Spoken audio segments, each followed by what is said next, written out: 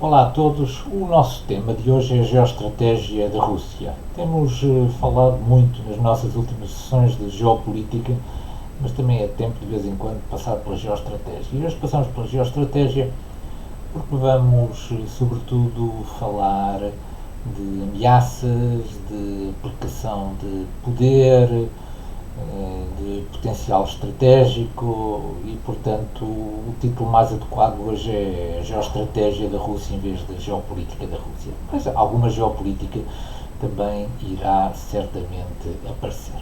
Bom, para esta nossa sessão de hoje,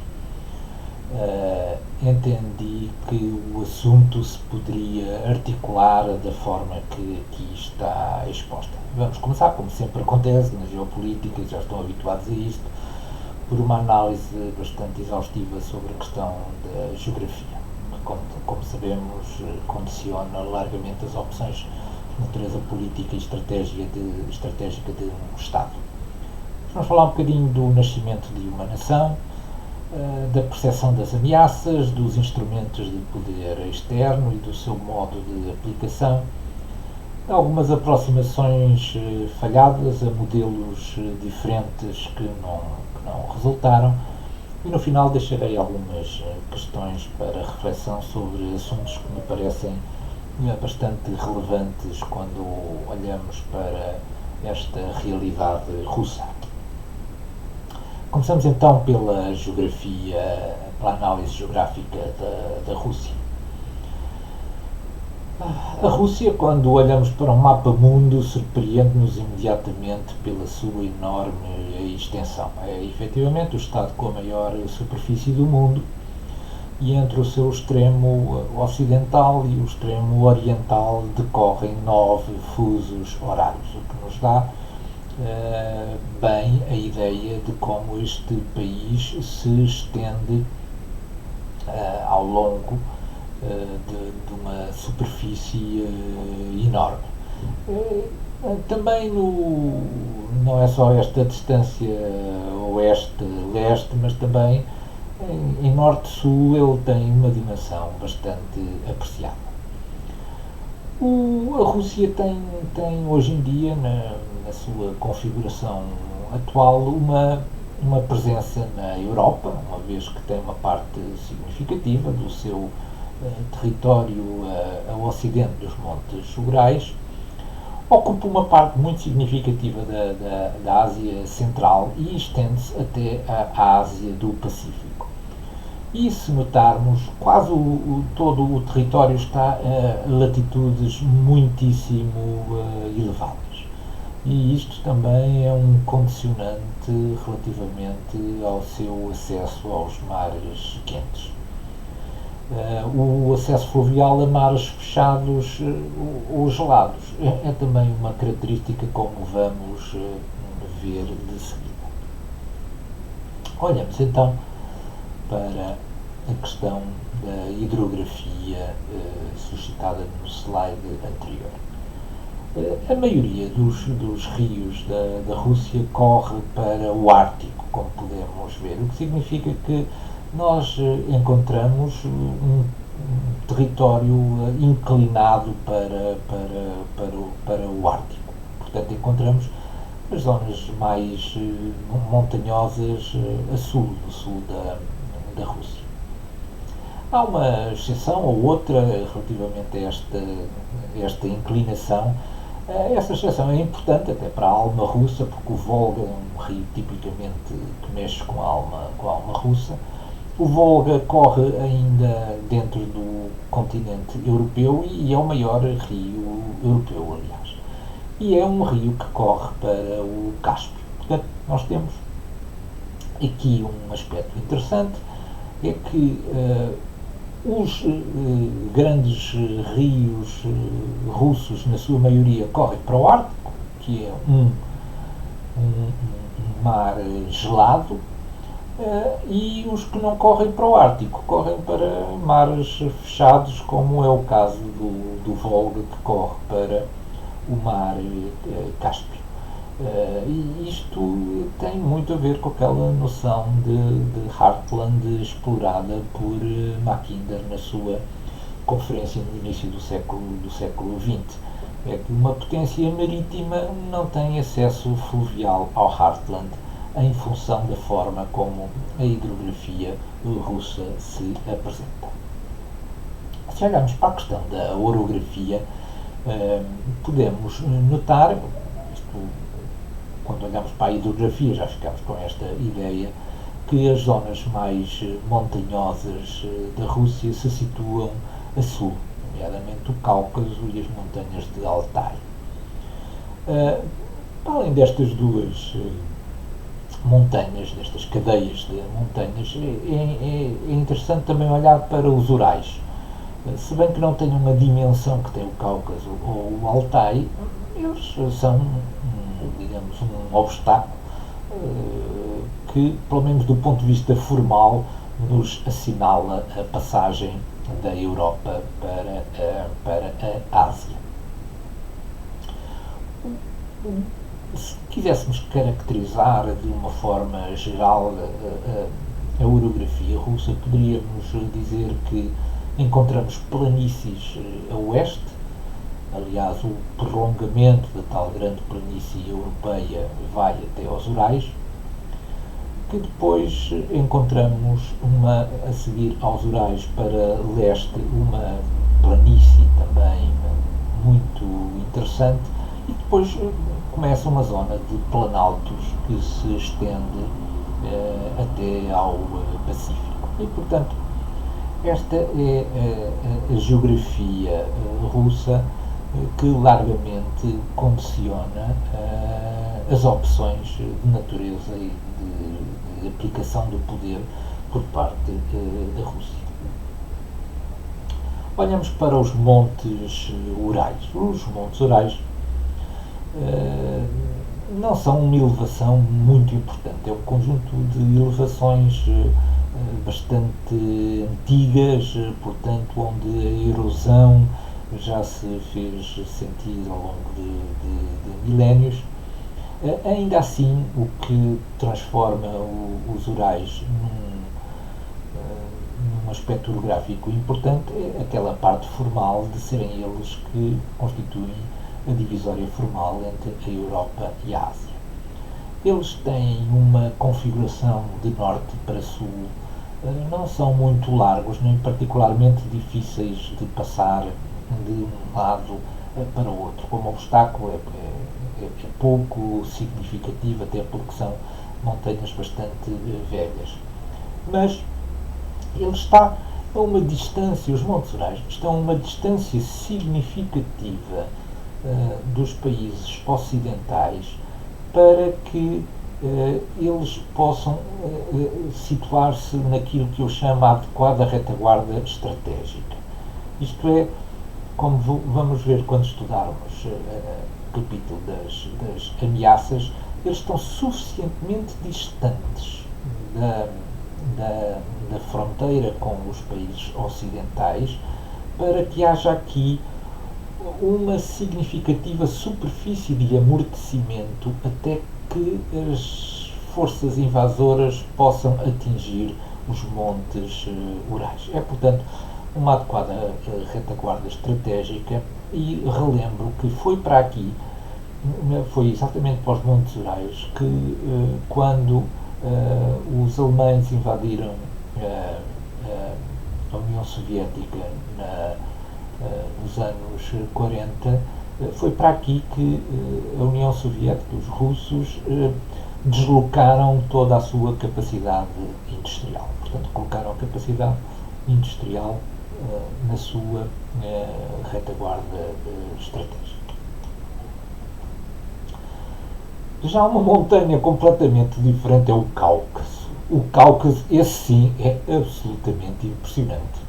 Tem picos acima dos 5.000 metros e, portanto, é um obstáculo de respeito, não apenas pelas suas altitudes, mas também pela sua configuração cheia de recortes e de picos e como podem ver que esta fotografia é bastante elucidativa, temos aqui um obstáculo sério. Aqui temos um obstáculo sério no Cáucaso.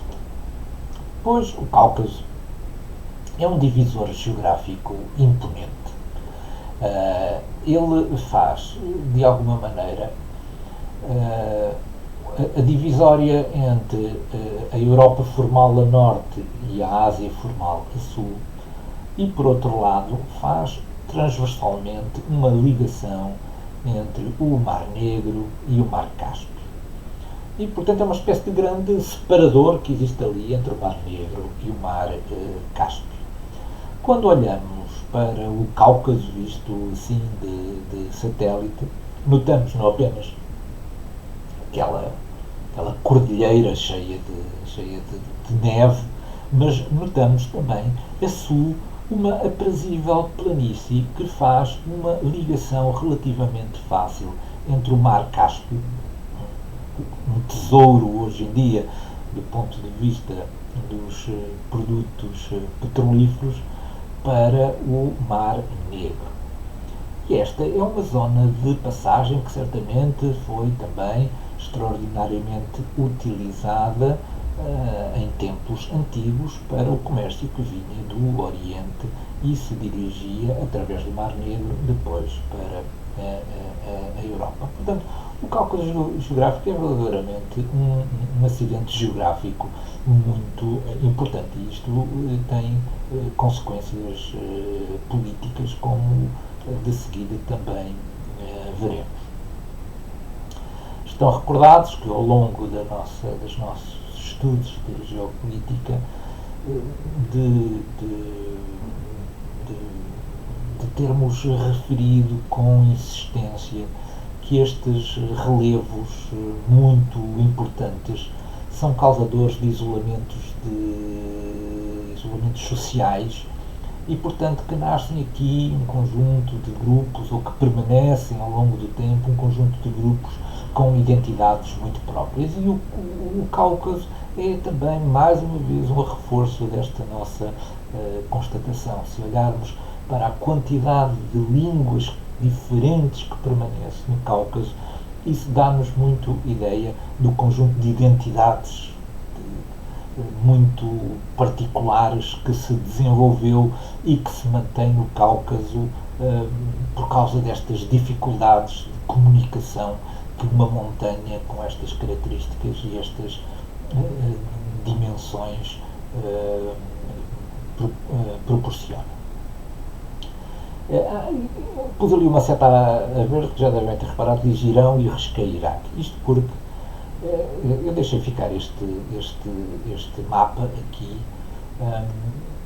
porque às vezes é importante verificar que nem tudo o que está na internet está bem feito. Neste caso está mal feito. O Iraque não tem fronteiras com a Arménia e com o Azerbaijão.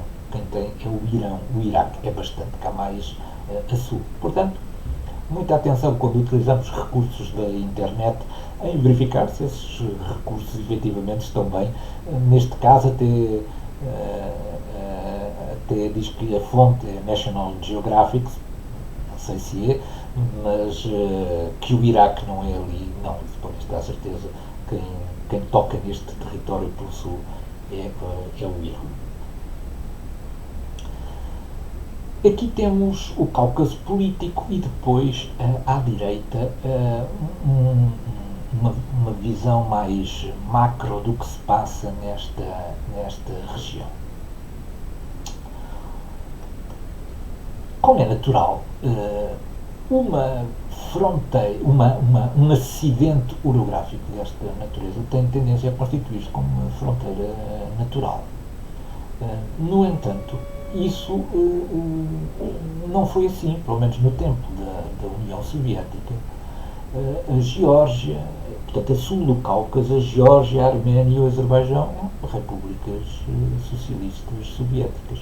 E, portanto, a fronteira da Rússia, da União Soviética a sul, estava bastante a sul do Cáucaso. Foi com a dissolução da União Soviética e com a constituição da Federação Russa que esta fronteira regrediu para o Cáucaso outra vez. mas deixou a sul um conjunto importante de populações que falam russo e que sentem-se russas.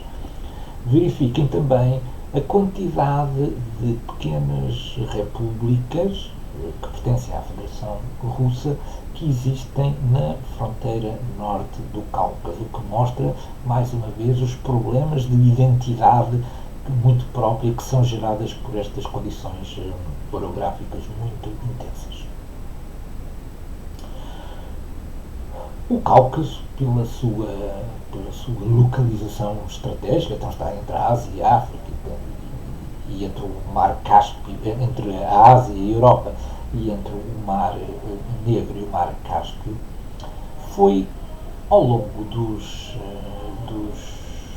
milénios foi palco de disputa por um conjunto grande de atores de natureza imperial. Naturalmente que já andaram por toda esta zona os persas, hoje simbolizados ali pelo Irão, os otomanos, hoje simbolizados ali pelos turcos, e naturalmente os russos e os soviéticos. Bom, a presença destes atores nesta região leva a uma fragmentação de natureza política, porque todos eles já estiveram presentes por ali e ali deixaram as suas influências. Quando nós olhamos com atenção para a fragmentação política que encontramos ali, vemos com facilidade que, para além dos Estados reconhecidos, há um conjunto de regiões que têm independência de facto e que, portanto,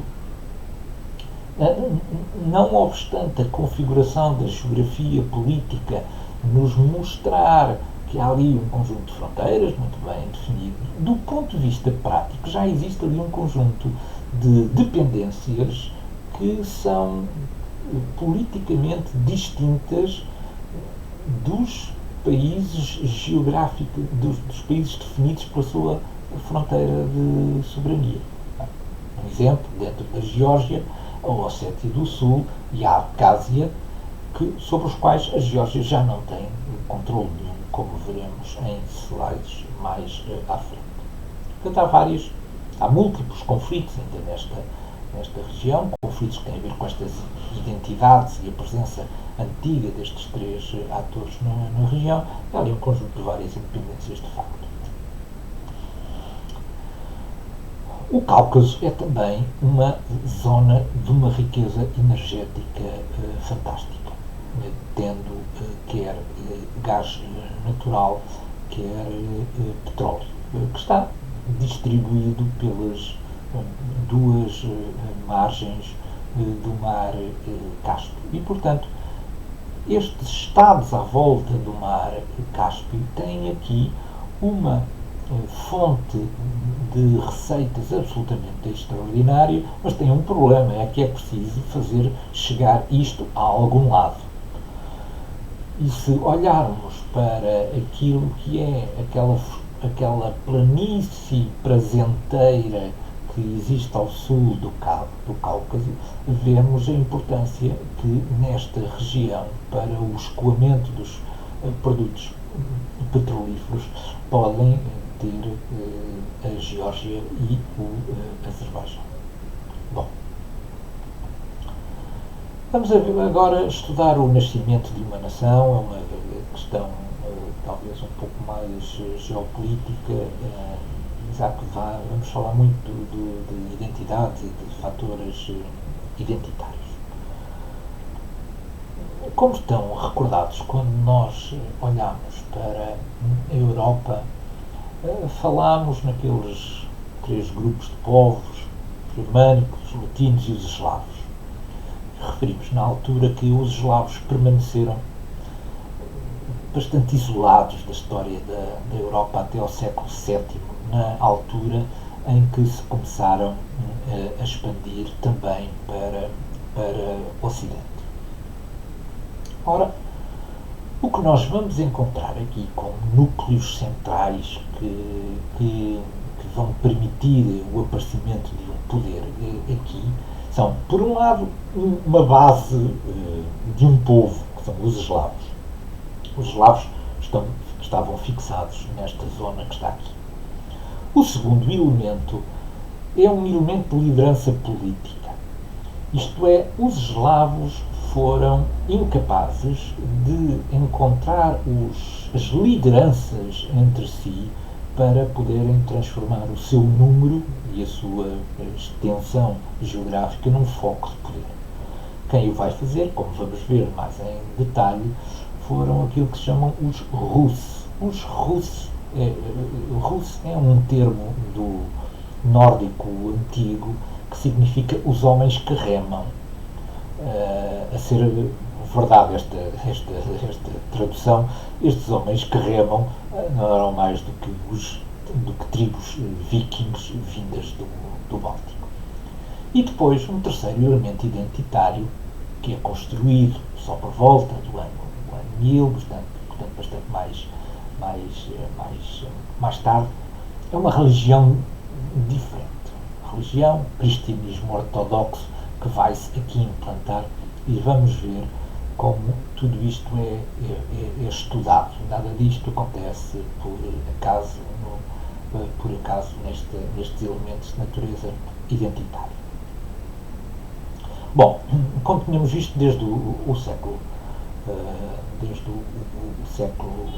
VII, em que começou a haver as expansões, as tribos eslavas eram as grandes habitantes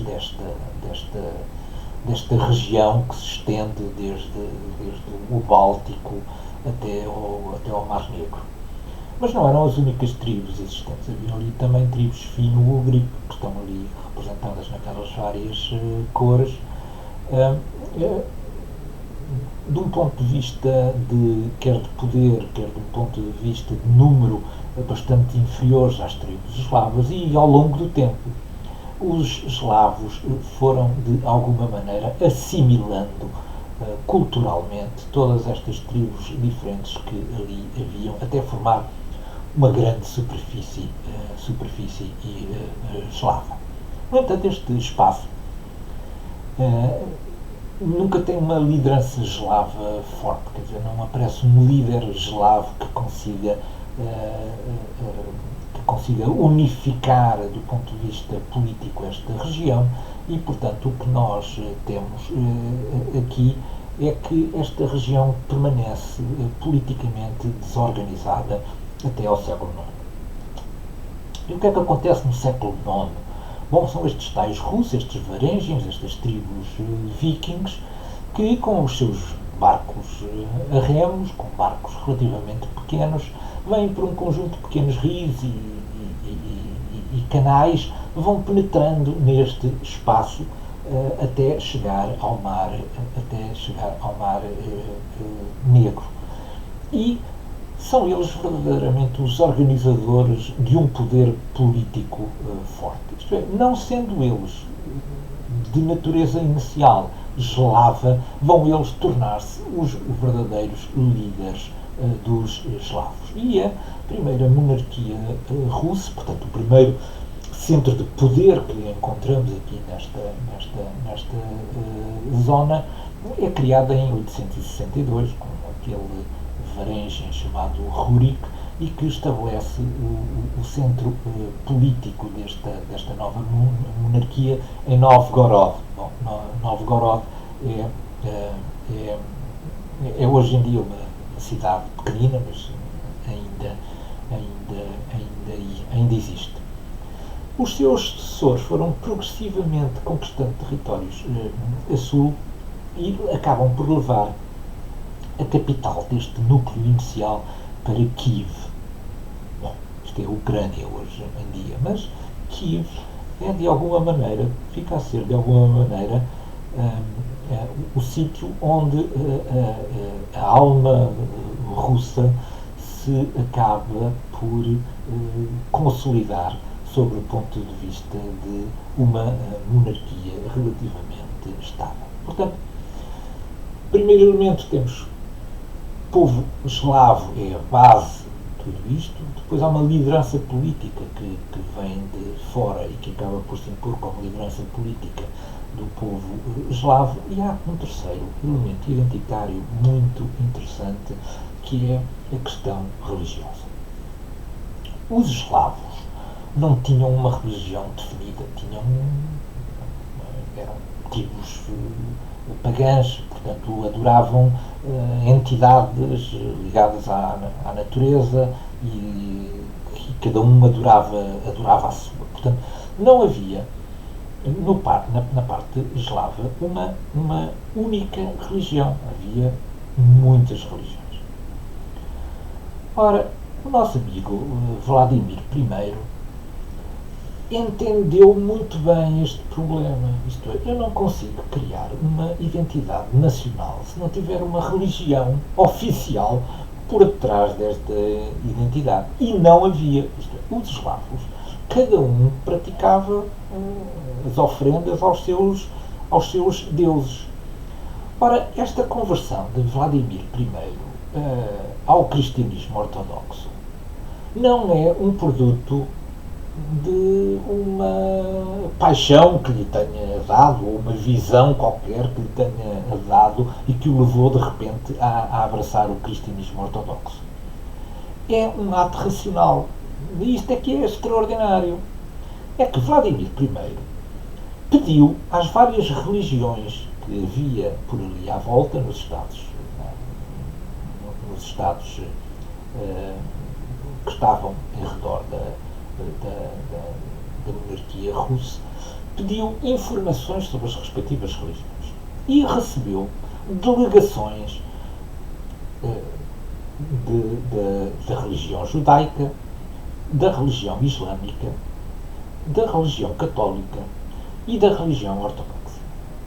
E ele enviou também emissários para estudar como é que estas religiões se implantavam nesses territórios à volta da Rússia, se através destas religiões era possível arranjar um conjunto de aliados ou se era possível arranjar identidades muito próprias.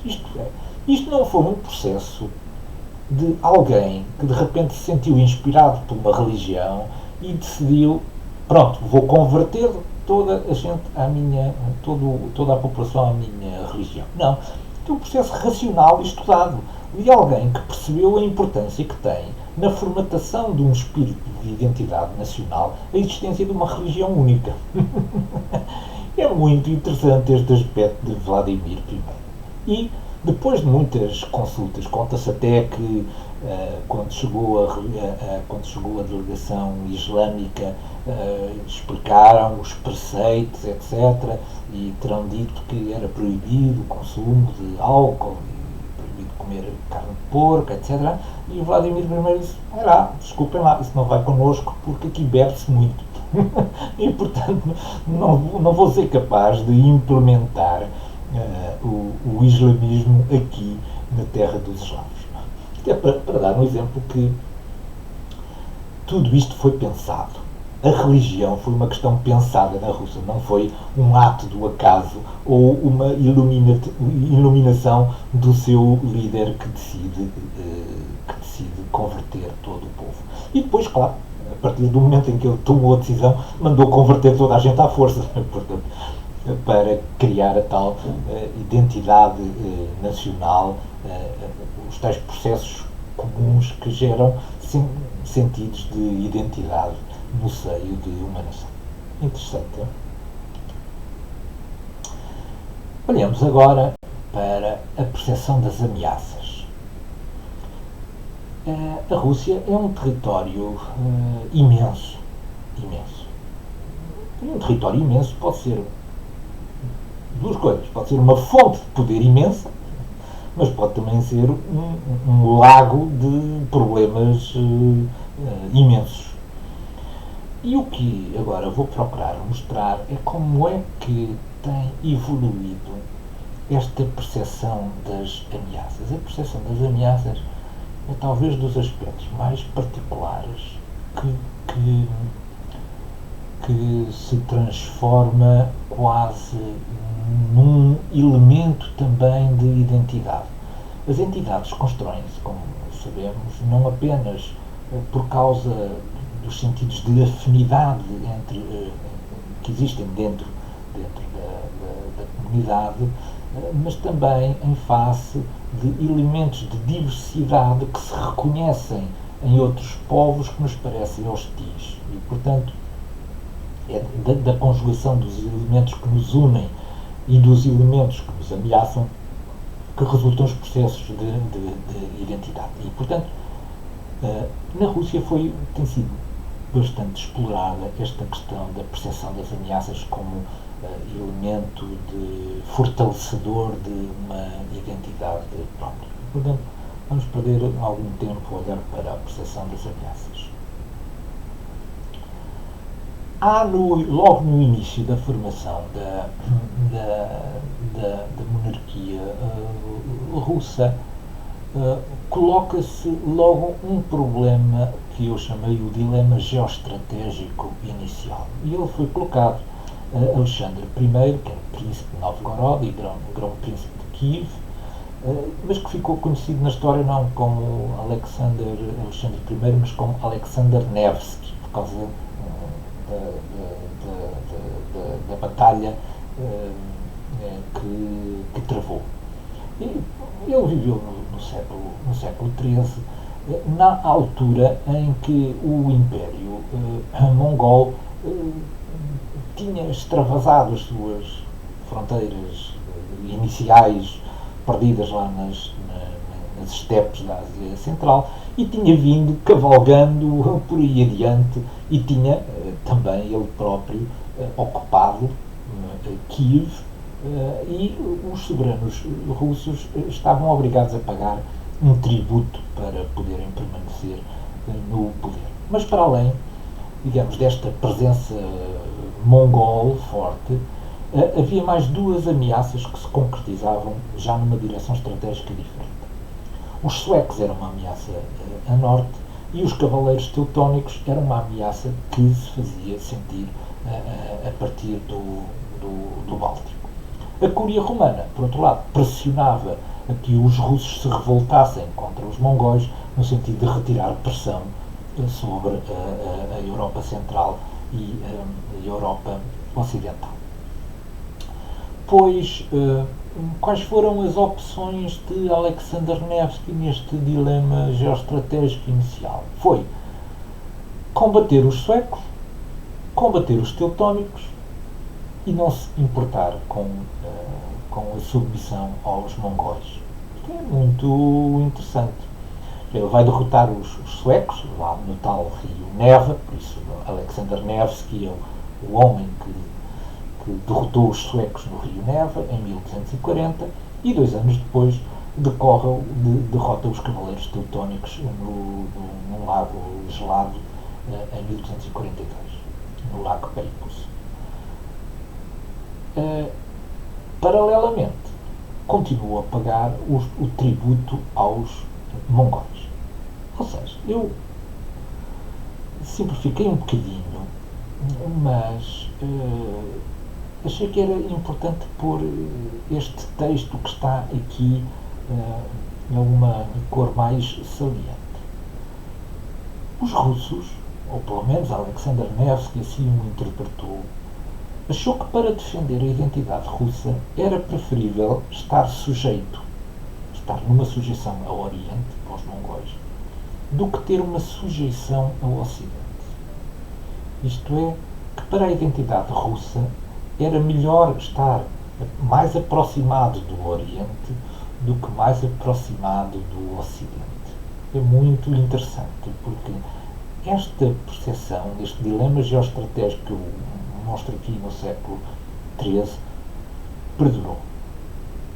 A ameaça de valores que vem do Ocidente parece sempre para os russos muito mais perniciosa do que as eventuais ameaças que venham do Oriente. Ainda nesta percepção da ameaça, é importante verificar 2 ou 3 vezes em que esta pressão do Ocidente sobre a Rússia, sobre o território russo, se verificou. E a primeira foi esta campanha russa de Napoleão em 1812. Como sabemos, Moscovo chegou, Napoleão conseguiu entrar em Moscovo, mas o que encontrou em Moscovo foi uma cidade que os russos tinham lançado fogo antes de se ir embora. E, portanto, sem ter conseguido nenhum objetivo estratégico, Napoleão acabou por regressar ao ponto de origem. Ora, como é que isto foi possível? Isto só é possível em territórios com uma profundidade estratégica muito grande, como é o caso do território russo. O que os russos fizeram foi aproveitar a profundidade estratégica. À medida que Napoleão foi avançando em direção a Moscou, as suas linhas de comunicação passaram a ser muito extensas e, portanto, todo o seu sistema logístico que Napoleão teve que levar, porque os russos queimaram tudo o que havia pelo caminho, isto é, não deixaram mantimentos nenhuns para as tropas napoleónicas, foi preciso garantir que esses abastecimentos chegavam à frente. Ora, através de linhas de comunicação muito grandes, como aquelas que Napoleão teve que fazer, era fácil aos guerrilheiros russos irem atacando e desgastando esta logística. Portanto, quando Napoleão chegou a Moscovo, já tinha deixado pelo caminho uma parte substancial das suas forças para garantir a manobra de apoio logístico para que os bens essenciais às tropas pudessem chegar à sua frente. Portanto, primeira resposta à ameaça, aproveitar a profundidade estratégica. Segunda resposta, a manobra estratégica montada em profundidade obriga o adversário a ter linhas de apoio logístico muito grandes. E essas linhas de apoio logístico muito grande acabam por se tornar vulneráveis e um bom local, um bom objetivo para as forças irregulares. E o terceiro é evitar batalhas decisivas. Isto é, se os russos tivessem tomado como opção defender no caminho, num sítio qualquer, dizer daqui não passam e aqui morreremos se for preciso, teriam sido derrotados por Napoleão. Mas o que os russos fizeram foi irem desgastando as forças, nunca concedendo uma batalha de natureza decisiva. Isto é, recuando sempre as suas forças quando já tinham imposto o desgaste necessário naquela fase. Como eu digo, isto só é possível num território muito vasto, onde se pode ter uma profundidade estratégica grande. Eu recordo que quando foi das invasões napoleónicas a Portugal tinha profundidade estratégica. A corte portuguesa fugiu para o Brasil. O Brasil era a nossa profundidade estratégica. E, portanto, evitou que a monarquia portuguesa fosse derrotada, conquistada e substituída em local. A única coisa que fizemos foi que nós tivemos que ir para o Brasil e os russos recuaram até aos Urais. Agora, olhemos para esta manobra estratégica russa de 1812 e vamos comparar com aquilo que aconteceu mais de um século depois, durante a Segunda Guerra Mundial. Pois as tropas germânicas acabaram por enfrentar exatamente o mesmo dilema. Isto é, os russos, neste caso já eram os soviéticos, era a roupagem da União Soviética, os soviéticos nunca deram aos russos a oportunidade de uma batalha decisiva. Foram sempre recuando e desgastando as forças. No caso da logística, isto teve uma importância muito grande, porque à medida que os exércitos vão evoluindo e não dependem só apenas de alimentar os homens e os cavalos, mas também é preciso fornecer combustível às viaturas. Exércitos muito sofisticados, como era o exército alemão, com grande capacidade em carros mecanizados e em viaturas de combate, consumiam muitos recursos de natureza petrolífera e, portanto, foi preciso montar uma cadeia logística muito grande para isso. Ora, à medida que os russos foram recuando, também esta cadeia logística foi emperrando e começaram a deixar de chegar com o ritmo que se pretendia os abastecimentos essenciais ao combate na frente. E a frente, neste caso, tornou-se ainda mais comprida. Reparem que a frente que está ali desenhada, aquela linha amarela, que representa o máximo avanço das tropas alemãs em território soviético, o tamanho que aquilo tem. O que significa que também, à medida que vai aumentando o tamanho da frente, também os recursos que se conseguem concentrar em pontos decisivos na frente também diminuem. E, portanto, os russos retardaram, os soviéticos retardaram, até que o ímpeto alemão se tivesse esgotado, porque já não havia forma de manter este ímpeto com uma logística que já estava dependente de linhas de comunicação enormes. Não foi, portanto, uma manobra muito diferente daquela que foi feita em relação a Napoleão. O que significa que, não é dizer que exatamente que a história se repete, mas é que a geografia obriga a história a repetir-se. Este é que é o aspecto fundamental. É que foram bem aprendidas as lições russas durante as invasões napoleónicas e aproveitaram basicamente a mesma manobra estratégica, porque tem uma profundidade estratégica enorme que pode ser aproveitada para não conceder batalhas decisivas e poder ir desgastando e alongando as linhas logísticas do inimigo. Desapareceram ou não estas noções da ameaça? Estas noções da ameaça, como eu disse, são importantes para a alma russa porque elas são também um elemento de agregação. Enquanto há uma ameaça do lado de fora, tudo parece realmente mais unido. Ora, eu elenquei aqui três aspectos da mesma visão que constitui hoje em dia para a Rússia contemporânea o seu convívio na Europa. O que é que se passou desde o final da Segunda Guerra Mundial? Bom, numa primeira fase houve uma expansão através do Exército Vermelho, da influência até ao coração da influência soviética, até ao coração da Europa, e depois do final da Guerra Fria, de 89, vários países foram recuperando outra vez as suas independências.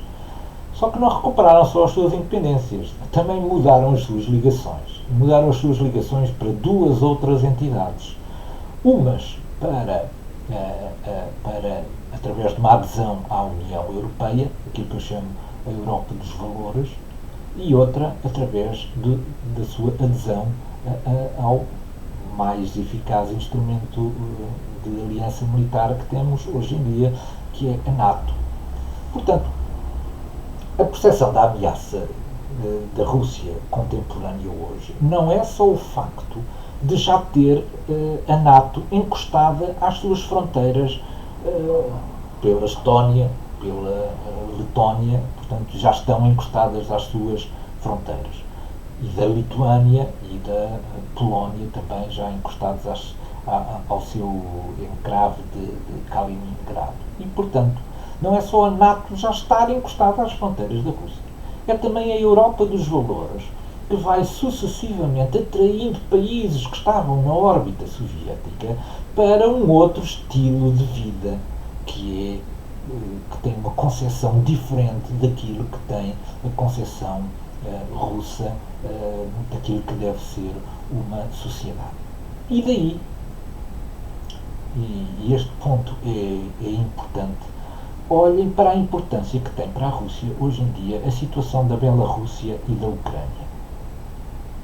A Bielorrússia e a Ucrânia são hoje em dia os estados tampão para a Rússia e, portanto, de forma nenhuma a Rússia permitirá uma aproximação da Ucrânia ao Ocidente, aos valores ocidentais, uma adesão à União Europeia, uma adesão à NATO, da mesma forma que a Bielorrússia também não o pode fazer. Isto é, a Rússia consagrou, eu julgo que já terá deixado isso bem esclarecido, que não há mais aproximações do Ocidente à fronteira russa e que Estados como a Bielorrússia e a Ucrânia devem manter-se independentes por forma a formar uma espécie de Estado tampão entre a Europa Central e Ocidental, com valores ocidentais, e a Federação Russa.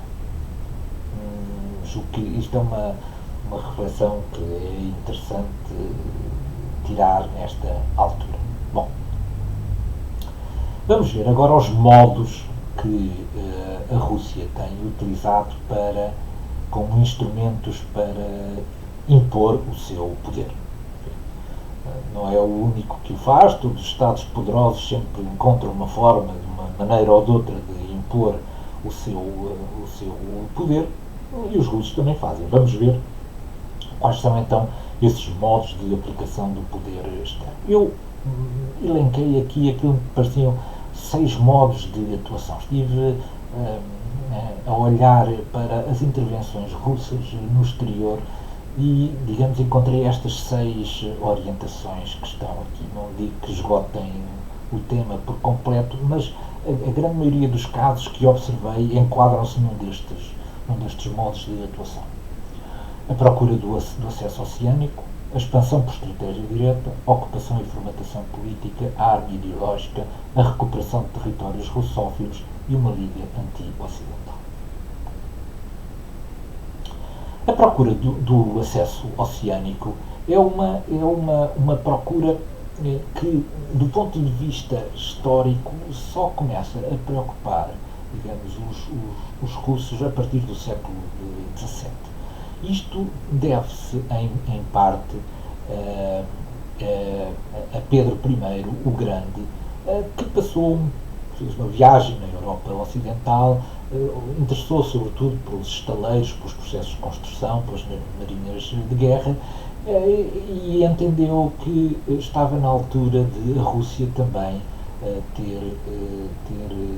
se constituir também, ter também instrumentos navais que permitissem defender os seus interesses.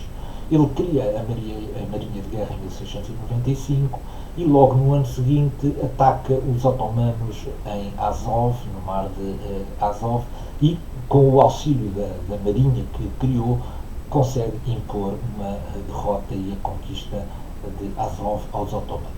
E depois, entusiasmado, enfim, por este sucesso, cria em 1703 a frota do Báltico. E, portanto, digamos que Pedro I, o Grande, pelas suas observações e pelo seu espírito muito perspicaz, aprendeu com o Ocidente que uma potência que é apenas uma potência de natureza terrestre está condenada sempre a ficar cercada pela potência marítima. Ora, hoje em dia, a Marinha Russa está nestes cinco mares, digamos, tem, rodando no sentido dos ponteiros do relógio, tem uma frota no Báltico, tem uma parte muitíssimo importante que é a sua frota do Norte, que está no Ártico, tem uma parte no Pacífico, Tem no Mar Cáspio também alguns elementos navais, algumas unidades navais, mas de menor dimensão, e tem também uma frota no Mar Negro. Daqui são especialmente importantes o investimento que tem vindo a fazer em dois sítios, sobretudo no norte, no Ártico e no Pacífico. Porque o Pacífico, porque é uma zona que está, como nós vimos anteriormente, em grande evolução e onde podem ocorrer algumas instabilidades, e também porque é um mar quente onde os seus navios de guerra podem ter acesso com mais facilidade. A norte, no Ártico, como o Ártico gelado durante uma parte importante do ano, tornou-se o sítio essencial para as capacidades dos submarinos nucleares russos, que, portanto, não têm dificuldade nenhuma em navegar sobre a capa de gelo que reveste o Ártico durante uma parte importante do ano. E, portanto, digamos que desde o século XVII que houve uma evolução aqui importante no acesso ao mar por parte dos russos. O segundo modo de expansão é a expansão, aquilo que eu chamo por estratégia direta. A estratégia direta é quando se aplica diretamente o poder militar. E agora notem, o que temos aqui é como é que evoluiu o território desde o século XV até às fronteiras atuais, e o que se nota, que é, do meu ponto de vista, característico de uma potência de natureza continental, é ir agregando territórios sempre numa lógica de continuidade territorial.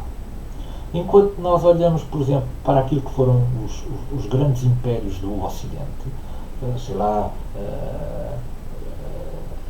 a Inglaterra com territórios espalhados por tudo quanto é ilhas nos vários oceanos, ou na Índia, Portugal também com territórios em imensos sítios. O que nós vemos é que as potências marítimas não obedecem a esta lógica da continuidade, da expansão por continuidade territorial, mas as potências terrestres têm esta digamos, lógica de poder, de fazer crescer o seu núcleo já grande, anexando territórios com continuidade territorial. O terceiro modo é um modo que, de alguma maneira, é menos pensado e menos... é mais um fruto das circunstâncias, e que resulta do facto de, no final da Segunda Guerra Mundial, o Exército Vermelho ter chegado até à Europa Central e encostado naquilo que chamamos a Europa Ocidental. E, portanto, esta repartição da Europa em dois blocos, um bloco mais democrático e liberal e um bloco comunista, permitiu que, contrariamente a algumas das promessas de que seriam realizadas eleições nos países que, entretanto, foram ocupados pelo Exército Vermelho, não houve eleições nenhumas, e Moscovo entendeu impor regimes e governos a cada um destes países. E, portanto, isto foi uma estratégia de poder, porque foi utilizado primeiro a força militar, e com a força militar colocada foram alteradas os parâmetros políticos de todos os territórios e países que foram ocupados.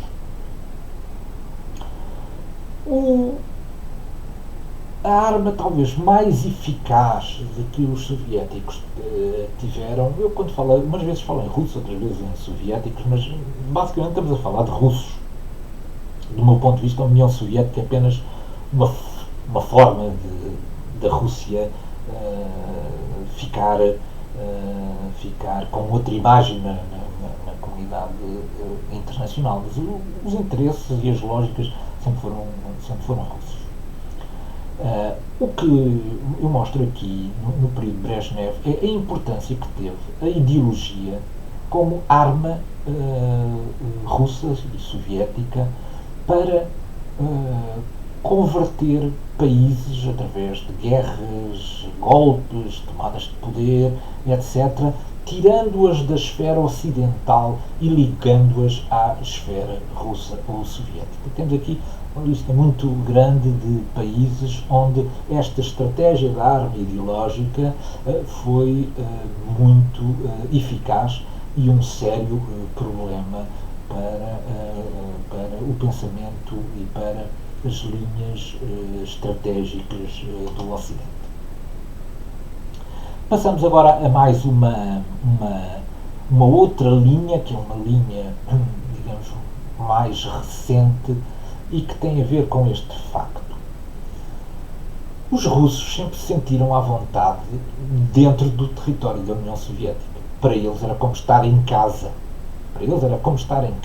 Ora, quando acabou a União Soviética e as fronteiras regrediram para as fronteiras da Federação Russa, deixaram fora, portanto, em países independentes, um conjunto imenso de comunidades russas. Comunidades essas que nunca aceitaram ter ficado fora da Rússia. E, portanto, levantaram sempre todos os problemas possíveis e imaginários aos novos governos, aos novos países onde elas acabaram por ficar, para conseguir uma situação que lhes permitisse regressar outra vez à soberania russa. E foi isso que aconteceu na Abcásia e na Ossétia do Sul.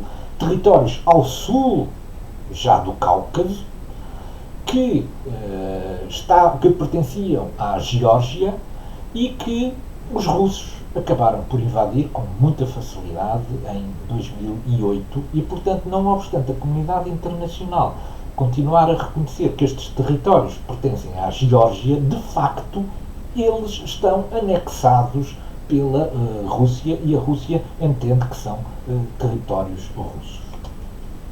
O mesmo se passa em relação à crise da Ucrânia 2014-2015. Este slide que eu trago aqui é um slide que nos mostra, por volta de 2001, como é que era a repartição da distribuição linguística do russo na Ucrânia. E o que vemos é que, quer na Crimeia, quer na região de Donetsk, o russo era a língua de longe mais falada, o que significa que este povo sente-se etnicamente russo e que tudo quer fazer para poder regressar às fronteiras originais da Rússia. Esta divisão, que eu mostrei antes, foi a divisão linguística, também do ponto de vista das opções políticas, nas eleições presidenciais de 2010, teve uma enorme influência, porque, se repararem, a Ucrânia eleitoralmente ficou dividida a meio. Enquanto Viktor Yanukovych, que era apoiado pela Rússia, ganhou praticamente em todos os distritos na zona oriental, a Yulia Tymoshenko, que tinha uma concepção mais liberal e democrática do Estado, ganhou maioritariamente na parte ocidental. Portanto, esta divisão entre os que falam russo e os que não falam russo, entre os que votam em maior aproximação a Moscou ou os que votam em maior aproximação ao Ocidente, mostra que a Ucrânia tem uma clivagem étnica muito forte e que, portanto, a intervenção russa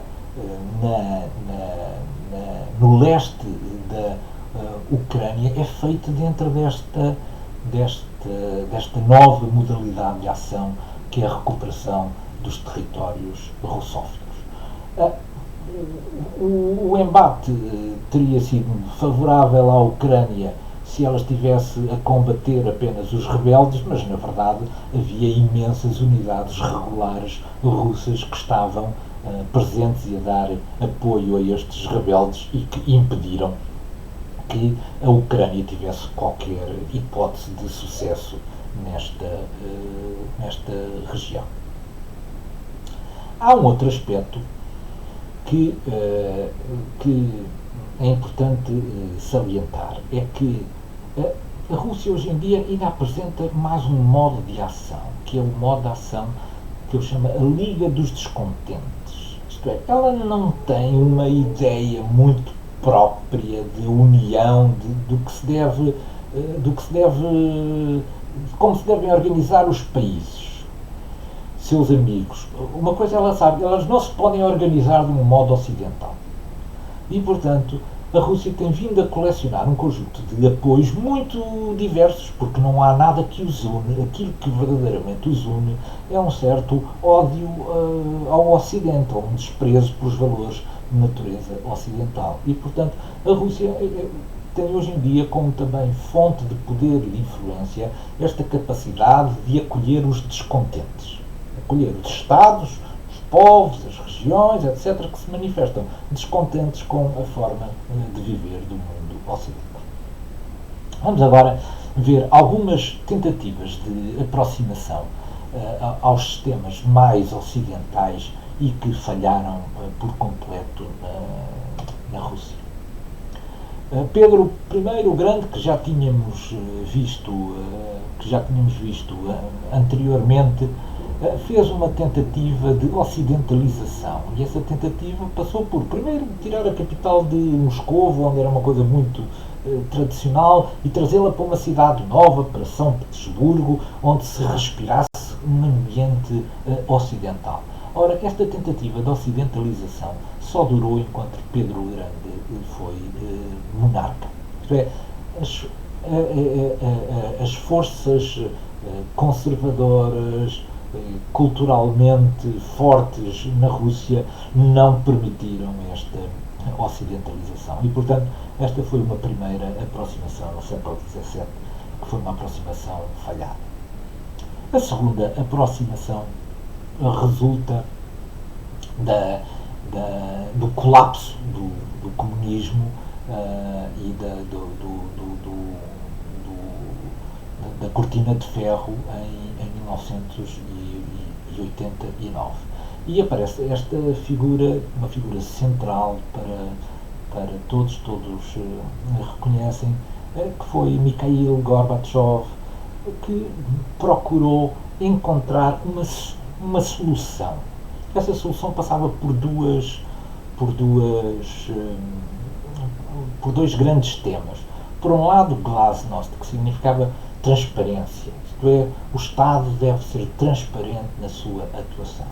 E depois perestroika, isto é, mostrou-se que o sistema de economia soviético não tinha capacidade de competir com o sistema de livre iniciativa ocidental e, portanto, era preciso proceder a reestruturações. Gorbachev foi recebido por todos os grandes líderes mundiais e aplaudido em todo lado. Esta fotografia é interessante porque eu também estou nesta fotografia. Aquele senhor ali de gravata às riscas era, na altura, não sei, major, tenente-coronel, e foi mandatado para acompanhar oficialmente Gorbachev na sua visita a Portugal. E, portanto, tive a oportunidade, durante cerca de 6 horas, de falar sozinho com Gorbachev. Houve muitos líderes mundiais que nunca tiveram essa oportunidade. Eu gosto desta fotografia porque ela para mim é muito significativa. Mas não é isso que nos traz aqui. O que nos traz aqui é que esta aproximação falhou. A aproximação de Gorbachev falhou. E falhou porque foi impossível conter a humilhação que foi a retração de todo o dispositivo militar soviético entre 85 e 91. Ele era o nosso interlocutor e ele tinha uma linha de orientação muito interessante, que era a casa comum. Isto é, a Rússia faz parte da Europa. A Rússia faz parte da Europa. Nós vivemos numa casa comum. Simplesmente o que tem que acontecer é que não podem interferir na casa uns dos outros. Portanto, estamos unidos pelos valores, mas na prática cada um tem que ter a liberdade para poder atuar. Só que os dados já estavam lançados há muito tempo e Gorbachev era muito mais respeitado no Ocidente do que era respeitado internamente. A situação rapidamente entrou no caos na Rússia. E a Rússia virou-se então para uma solução de nacionalismo. Isto é, voltou o discurso de que esta coisa da União Soviética foi uma coisa que nos venderam e nos venderam mal por um preço elevadíssimo. Afinal, a Rússia que tem andado a sustentar todos estes países e estas comunidades da União Soviética, é a altura dos russos olharem para si. Isto é um bocadinho do discurso dos russos primeiro. Só que também falhou esta aproximação às leis do mercado. Porquê? Porque não havia capital na Rússia. Isto é, quando chegou a altura de privatizar a economia e transformar a economia numa economia mais liberal, como as economias ocidentais, não havia capital na Rússia, só havia oligarquias. E as oligarquias tomaram conta de tudo o que havia para vender. O custo de vida disparou, a Rússia perdeu a guerra da Chechênia e, claro, naturalmente abriu-se caminho para uma democracia mais muscular. Portanto, o que eu procurei aqui mostrar é que estas aproximações ao Ocidente falharam sempre. Falharam com Pedro Grande, falharam com Gorbachev, falharam com Yeltsin. Há algo que nós, às vezes, no Ocidente não conseguimos perceber muito bem, mas que impede os russos de se sentirem verdadeiramente ocidentais. Esta que é uma questão de identidade que é importante. Como se eles se recolhessem os valores ocidentais, acabavam por perder muita da sua identidade própria que pretendem preservar. E chegamos à altura, então, para concluir isto, que já vai longo, de algumas questões para a Revolução. Bom, o fim do modelo da arma ideológica dá-nos que pensar, porque, na verdade, este foi o instrumento mais poderoso que a Rússia e a União Soviética alguma vez tiveram em seu poder. Levaram a revoluções em todo o mundo e, portanto, mudanças de poder, mudanças de alianças, mudanças de natureza militar, etc. Ora, quando falhou o modelo, acabou por desaparecer também uma arma de poder que a Rússia e a União Soviética tinham, que era a arma de natureza ideológica. Sendo assim, o que é que sobra hoje em dia para que um país se sinta atraído pelo sistema de governo russo? Esta é uma questão que é aqui importante. Segunda questão. Quando olhamos para a Geórgia, para a Crimeia, para Donetsk, encontramos aqui algum padrão de atuação? Encontramos. É a Rússia a procurar ir buscar territórios onde vivem populações russas, em alguns casos com grande presença. E este gráfico que aqui vos apresento mostra a distribuição de população russa que vive hoje em dia fora do território da Federação Russa, portanto, em países à volta da Rússia. Reparem que, por exemplo, na Estónia há 30% de russos que vivem na Estónia. Na Letónia, cerca de 33%. No Cazaquistão, cerca de 37%. Portanto, há aqui um conjunto de países que têm que ter, digamos, algum cuidado, porque se afrontarem as minorias russas importantes que vivem dentro dos respectivos territórios, podemos ter aqui outra vez repetições do que aconteceu na Crimeia, em Donetsk ou na Geórgia. E, portanto, ainda por cima, estas populações estão sempre em lugares que confinam com a fronteira da Federação Russa. E estas populações gostariam sim que essa fronteira da Federação Russa os incluísse também. Há uma figura naturalmente incontornável para a nossa reflexão. Nós não conseguimos, nós ocidentais temos dificuldade em aceitar que um líder de repente se torne perpétuo. Umas vezes como presidente, outras vezes como primeiro-ministro, voltando de um lado para o outro, mas sempre com poder. Portanto, há algo aqui na alma russa que potencia o aparecimento destas personagens. Quais são as orientações que eu identifico hoje em dia naquilo que é a política de Vladimir Putin? Primeiro, restaurar a ordem e a segurança interna, que estavam muito abalados com a questão de ataques terroristas e também com a questão da Chechênia. Ele basicamente resolveu a questão da Chechênia porque não ficou nada em pé, deitou tudo abaixo. As fotografias que existem da Chechênia depois da intervenção russa comandada por Putin mostram que o país ficou em cacos, partiu tudo, portanto, mas restaurou a ordem e a segurança interna. A segunda questão é desafiar o mundo unipolar. A Rússia sente que perdeu a Guerra Fria e que, portanto, as condições são desfavoráveis. No entanto, ela não se sente confortável com este mundo unipolar e, portanto, quer ser um ator interveniente nisto. Depois, um apoio às dissidências europeias. Alguém que esteja zangado com a Comissão Europeia é sempre recebido com passadeira vermelha em Moscou. Faz parte desta lógica que eu disse, que se prende com aquele sentimento da ameaça, que já chegaram próximos demais das nossas fronteiras. Depois, a economia está entregue a oligarcas, mas os oligarcas estão ou presos ou estão sob controle. Portanto, isto é iniciativa privada, não existe por ali. Depois, os recursos energéticos ao serviço da política do Estado. A Europa está extraordinariamente dependente, como sabemos, do gás natural que vem da Rússia. Depois, uma restauração da credibilidade militar. E isto tem a ver com as intervenções, nomeadamente, recentemente na Síria, onde foram testados um conjunto de equipamentos, de armas, de técnicas de combate, onde a Rússia procurou fazer daquilo uma espécie de campo de tiro, para experimentar também as suas armas e mostrar a sua resolução e a sua credibilidade militar.